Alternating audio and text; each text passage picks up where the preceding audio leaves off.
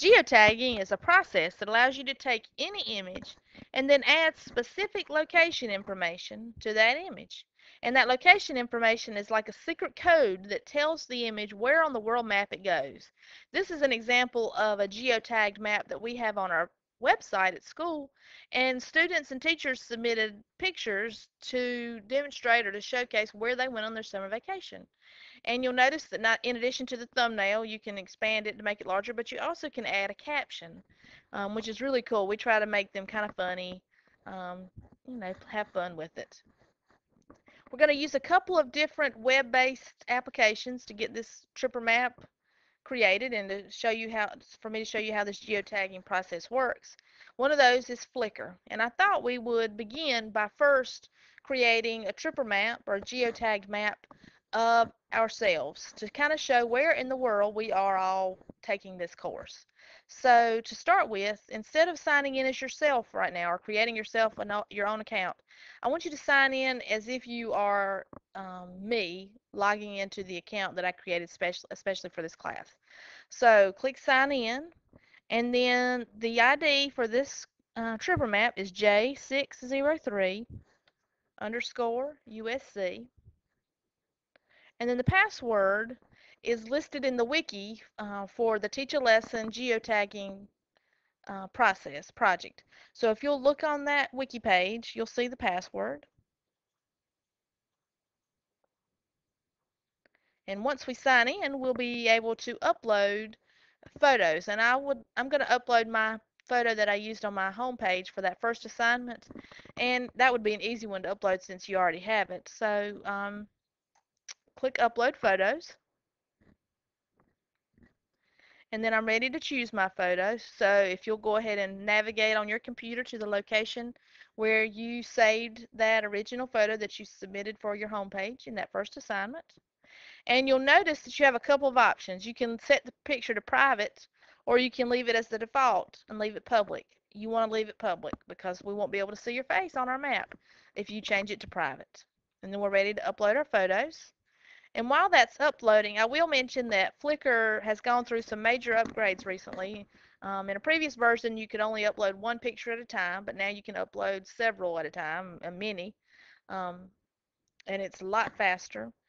I also will notice or will mention that the size of the photograph will not have any effect on the display size of the map. The display size thumbnail will always be the same size picture. You can adjust, however, the size of the map using HTML code. Um, and there are directions for that on the Tripper Map site. Now we're ready to describe our photos, and we're going to describe them using what I call the easiest way. You could, in this place, add latitude and longitude coordinates, and I will demonstrate that later on. But to start with, it's easier just to add the city, the state, and I've just placed a space between the city and the state. And you do want to add quotation marks around South Carolina because it's a two-word location. If we did not add quotation marks around South Carolina, the Flickr site would try to tag my picture as finding somewhere around the South and somewhere around Carolina, and the two might not have anything to do with each other. So we want it to be specific. We want it to connect South Carolina as one location. And the same is true for United States. So we're going to tag our put quotation marks around United States and then close my quotation mark. When I click add, it appears that those tags disappeared, but they in fact are down here at the bottom. And I can add in my description. This is that caption field. So I'm just going to add in the media center.